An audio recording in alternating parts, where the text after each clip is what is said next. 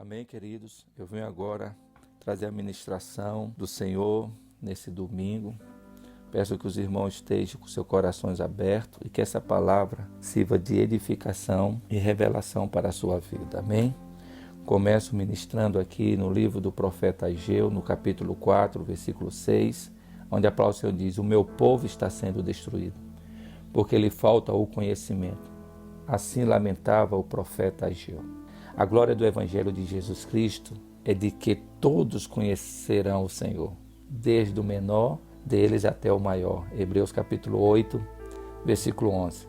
Conhecimento espiritual está disponível a todos os filhos de Deus hoje. É nossa obrigação buscarmos conhecimentos espiritual, mas também não só obrigação, também é um privilégio buscar esse conhecimento. Amém?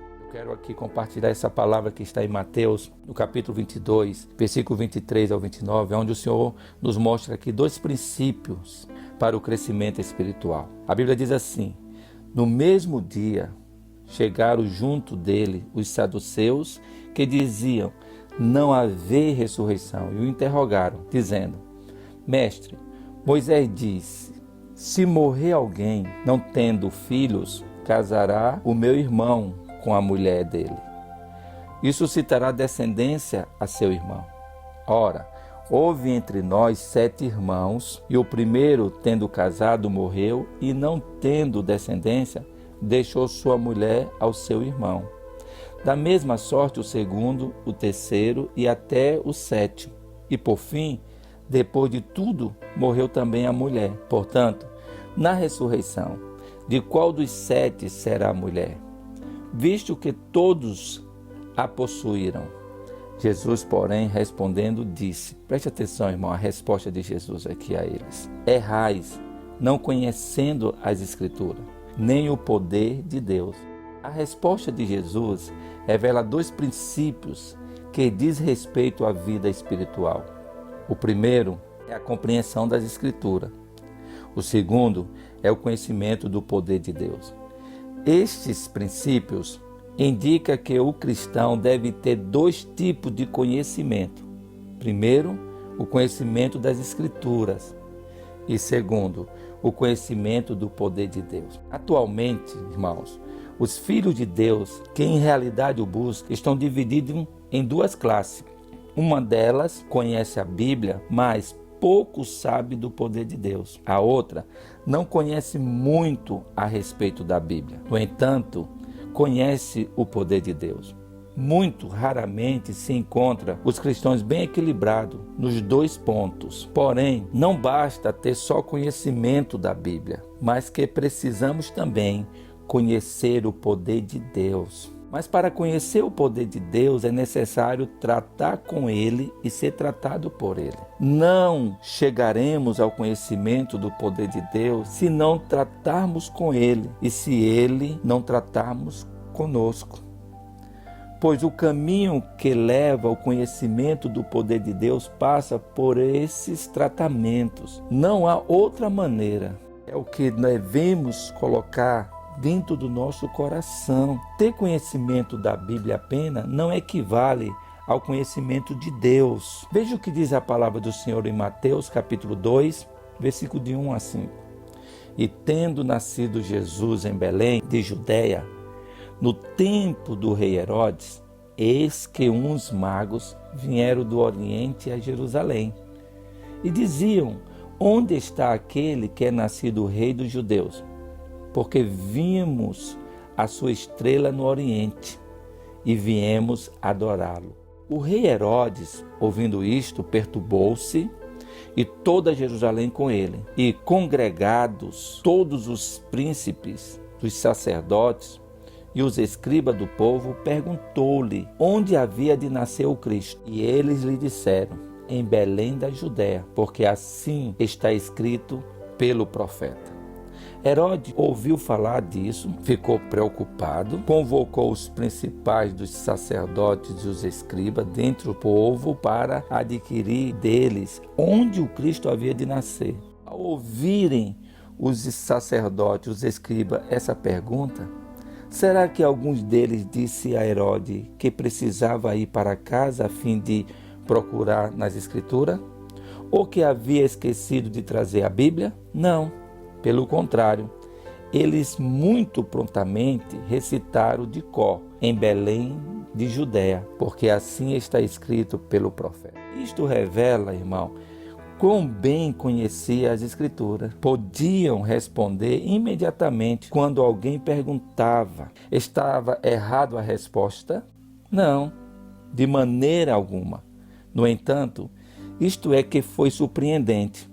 Depois de haver respondido, nenhum dos escribas ou anciões se dispuseram a ir a Belém. O que eles sabiam estava muito certo. Disseram aos magos do Oriente que fosse a Belém. Apesar do seu conhecimento ter sido excelente, eles mesmos não foram em busca do Messias.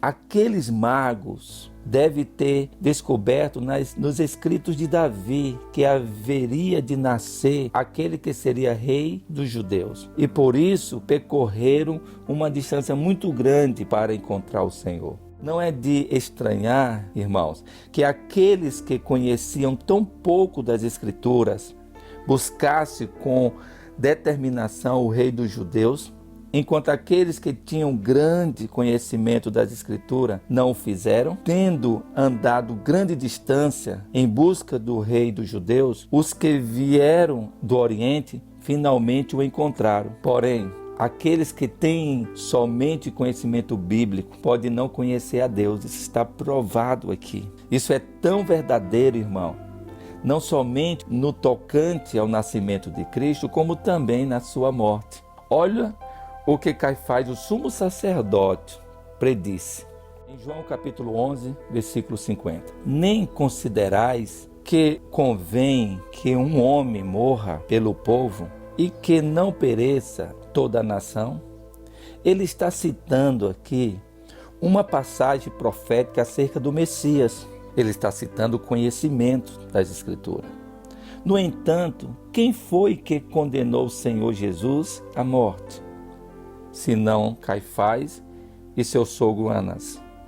Vemos, portanto, quão inútil é ter conhecimento bíblico sem também conhecer a Deus. Através do profeta Jeremias, Deus falou muitas e de muitas vezes. Na mente lhes imprimireis as minhas leis. Também no coração lhes escreverei. Não ensinarás jamais cada um ao seu próximo, nem cada um ao seu irmão, dizendo: conhece o Senhor, porque todos me conhecerão, desde o menor até o maior deles. Jeremias 31, versículo 33 e versículo 34. Não basta, irmãos, ter conhecimento exterior da Bíblia. Tal conhecimento tem que estar também escrito no nosso coração. Olha o que diz Hebreus capítulo 8, versículo 10 e versículo 11. Porque esta é a aliança que depois daqueles dias farei com a casa de Israel, diz o Senhor. Porei as minhas leis no seu entendimento e no seu coração as escrevereis. E eu lhes serei por Deus e eles me serão por povo. Versículo 11. E não ensinará cada um o seu próximo, nem cada um o seu irmão, dizendo: conhece o Senhor, porque todos me conhecerão, desde o menor deles até o maior. Aleluia, aleluia. Tê-lo escrito no coração resulta no conhecimento de Deus. Gostaríamos que os irmãos aprendessem de que insuficientemente um mero conhecimento intelectual na Bíblia. Precisa conhecer a Deus de fato e de verdade. Irmão, podemos frequentemente ouvir conhecimentos bíblicos e mesmo assim não conhecer a Deus. Quem pode dizer hoje que conhece a Deus, a mente de Deus, sua vontade, seu caminho? Conhecer a Deus é uma preciosidade incomensurável. Nada lhe compara, irmãos. Algumas pessoas podem abrir a Bíblia e falar bem a respeito de uma passagem, mas talvez não conheça a Deus. O conhecimento bíblico deveria levar-nos a conhecer a Deus, porém, nem sempre é assim nos dias de hoje.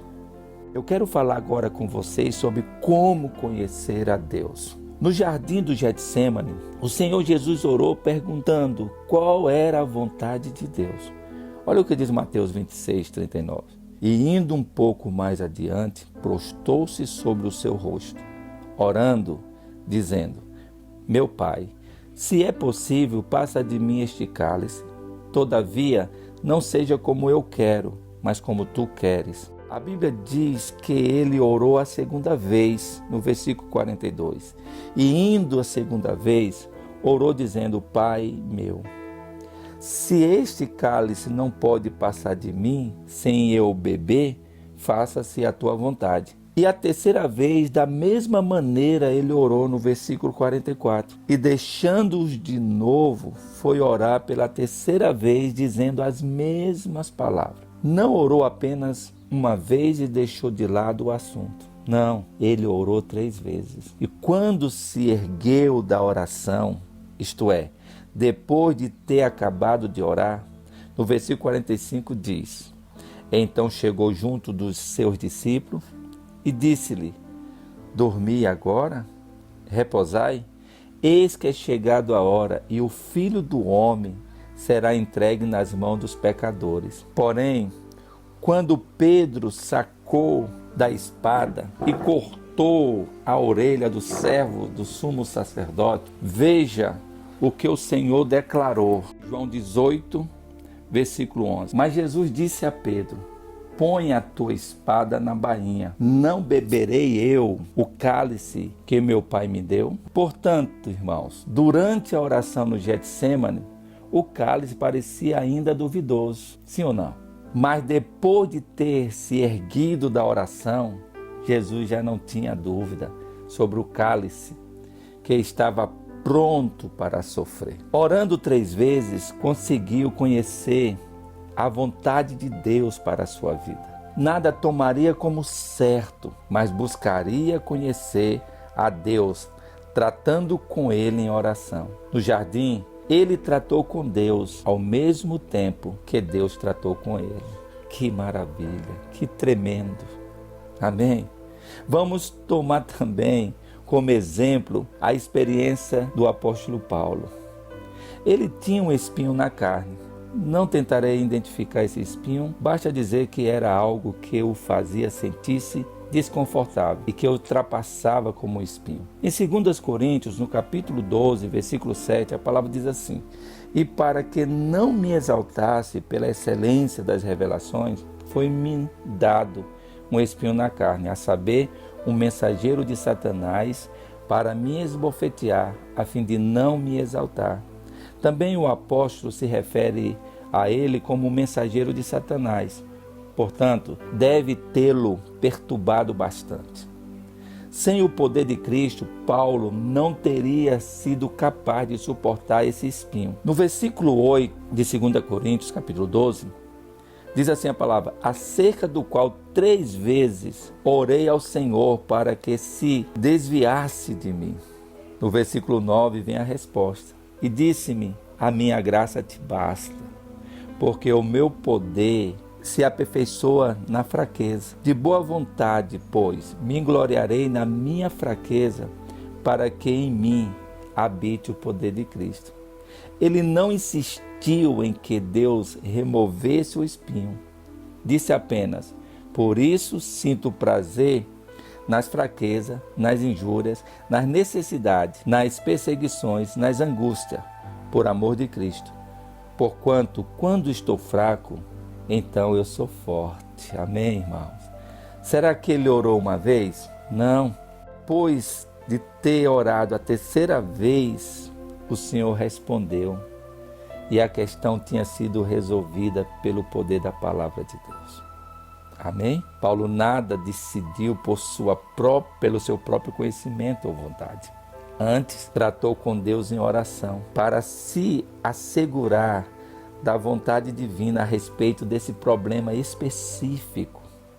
Através das experiências do nosso Senhor Jesus e do apóstolo Paulo, descobrimos um princípio. Se alguém deseja conhecer a Deus, tem que aprender a lidar com Ele. Em outras palavras, precisa tratar com Ele e ser tratado por Ele.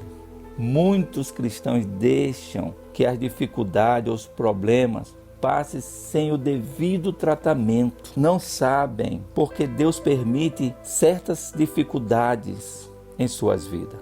Tais pessoas podem até ler a Bíblia diariamente e parecer ter algum conhecimento ou até luz. E, no entanto, ignoram o tratamento de Deus.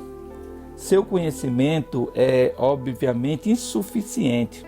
Por esta razão, amados, precisamos tratar com Deus e receber tratamento de Deus. Então, verdadeiramente, o conheceremos. Deixe-me explicar na prática o que eu estou ministrando para vocês. Todos nós temos algum pecado particular que facilmente nos enreda.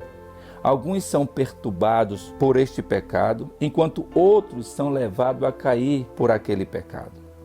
Alguns não conseguem vencer o orgulho. Alguns não conseguem vencer os ciúmes, alguns não conseguem vencer o mau gênio, alguns não conseguem vencer o mundo, alguns não conseguem vencer a concupiscência da carne. E por aí vai. Cada um tem o seu pecado particular, certo? Está consciente dele, mas não consegue vencê-lo. Um dia, lê a Bíblia em Romanos 6, capítulo 14. Que diz que o pecado não terá domínio sobre vós. Glória, aleluia. E em ler Romanos 8, versículo de 1 a 2, que está escrito: portanto, agora pois, já nenhuma condenação há para os que estão em Cristo Jesus, porque a lei do Espírito da vida em Cristo Jesus te livrou da lei do pecado e da morte. Glória! Agora tem o conhecimento dessas passagens. E ainda assim, não consegue vencer o seu pecado. A verdade que possui, não consegue pôr em prática. Existem muitos irmãos que se encontram em dilemas semelhantes. Se outro crente que não consegue vencer o pecado vem pedir-lhe ajuda, talvez consiga falar longamente sobre a importância da doutrina de como vencer o pecado. Apesar de, na realidade, eles próprios ainda estarem amarrados pelo pecado. Consequentemente, o irmão que vem buscar ajuda voltará para casa ministrado de algum conhecimento sobre como vencer o pecado, sem a experiência de como fazê-lo. Isto significa que o que o ouviram nada mais é do que um mero conhecimento das Escrituras. Não foram tratados por Deus, portanto, não conhece o seu poder. Como então conhecer a Deus através do seu tratamento? Suponha que você seja uma pessoa que se irrita facilmente. Você vai a Deus em oração a respeito desse problema. Ao mesmo tempo, pede conselho a alguém sobre como vencer esse pecado. O irmão pode lhe dizer: você deve pedir a Deus que arranque a raiz do pecado do mau gênio, da mesma maneira como você arranca um dente estragado. Uau! Gostaríamos que isso fosse verdade, apesar de sabermos que é absolutamente impossível. O pecado não pode ser arrancado. Tal conselho não vai ajudar nem um pouquinho, já que é totalmente inaplicável essa experiência. Após ter sido assim aconselhado, você ora a Deus nesse sentido. Ao invés de o pecado ter sido arrancado, você percebe que ele ainda continua lá e cada vez mais afundando. Porém, você é daqueles que temem a Deus. Não vai ignorar o pecado que não consegue vencer. Precisa tratar com Deus e irá até Ele em oração. Não uma vez, mas 2 vezes ou 3 vezes, perguntando-lhe qual é o problema final. Ao fazer isso, Deus lhe mostra a verdade. De Romanos, capítulo 6, versículo 6. sabendo isto que o nosso homem velho foi com ele crucificado, para que o corpo do pecado seja desfeito, para que não sirvamos mais ao pecado. Então você tem a revelação que ele não lida com o corpo do pecado, mas sim com o velho homem. Ele não arranca a raiz do pecado da carne, mas prega o velho homem na cruz. O velho homem foi crucificado com Cristo na sua morte. Aleluia. Você precisa agora reconhecer que já está morto. Então vencerá. Quando chegar a tentação, você se reconhece morto. Então, ser-lhe-á revelado que o conhecimento não começa na hora da tentação, que há mais de 2000 anos você já havia morrido com Cristo. Seu coração deveria, portanto, descansar na obra acabada de Jesus. Amém? Toda vez que a tentação chegar, você sabe que o velho homem morreu há mais de 2000 anos. Consequentemente, não tem necessidade alguma de compreender nenhuma palavra, mas simplesmente descansar no que Deus já fez por você. Receba, em nome de Jesus. Porém, irmão, depois de um tempo de vitória, você volta a ser tentado de novo e você volta a cair. Se você não for temente a Deus, é provável que a esta altura você desista, mas você é temente a Deus. E porquanto não se satisfaz com o mero conhecimento bíblico, você vai a Deus de novo, dizendo: ó Deus, tua palavra declara que meu velho homem foi crucificado com Cristo. Então, porque ainda não consigo vencer meu pecado? Mais uma vez, você debate com Deus e Ele lhe mostra onde você falhou. Dir-lhe-á que permitiu que caísse porque você não conhece a corrupção da sua carne. Você depende muito de si mesmo. Assim, você aprende outra lição: conhecer a si mesmo, isto é, conhecer a corrupção da sua carne. Leva-o a deixar de confiar na carne e a implorar humildemente a Deus que o preserve. Amém? Você entende essa palavra? Você está entendendo o que o Senhor está ensinando a você nessa noite? Se Deus já tratou de você e você já chegou a um conhecimento verdadeiro dele, saberá em que situação particular outras pessoas ficam enrascadas. Você poderá ajudá-la, porque você já foi tratado a respeito deste mesmo assunto por mais de 10 vezes. Precisamos aprender o caminho da cruz. Amém? Precisamos ser tratados por Deus. O Senhor Jesus não ignorou a vontade divina por ser filho de Deus. Pelo contrário, orou 1, 2, 3 vezes ao Pai, até que pôde dizer: não beberei, porventura, o cálice que meu Pai me deu? Tremendo. O apóstolo Paulo também orou até que o Senhor lhe disse que sua graça lhe bastava. Ele não insistiu que Deus removesse o espinho. Disse apenas: por causa disso, 3 vezes pedi ao Senhor que o afastasse de mim. Então ele me disse: a minha graça te basta, porque o poder se aperfeiçoa na fraqueza.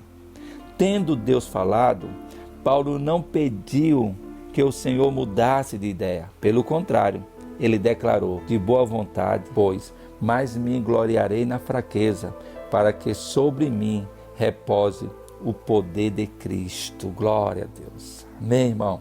Ninguém jamais conhecerá a Deus sem lidar com Ele. Se um indivíduo se recusa a aceitar os tratamentos de Deus, nunca conseguirá progredir. Se apenas deseja adquirir conhecimento da Bíblia, precisará simplesmente estudar bastante e ser auxiliado por aqueles que tiverem conhecimento bíblico. Mas, se realmente deseja conhecer a Deus, precisa ter um tratamento pessoal com Ele, pois não existe outra maneira. Deus está nos chamando nesse tempo a conhecer a Ele. Ele está liberando sobre a igreja dele um tratamento para que a igreja saia do mero conhecimento superficial das Escrituras e entre no conhecimento profundo da pessoa de Deus. Amém? Eu quero agora, querido, fazer uma oração por vocês. E eu quero orar a oração que o apóstolo Paulo fez pela igreja de Colossenses, que está aqui em Colossenses capítulo 1, versículo 9 ao versículo 12. Diz assim, Paulo orando, ele fala assim: gostaria que você também fechasse seus olhos e recebesse essa oração agora, em nome de Jesus.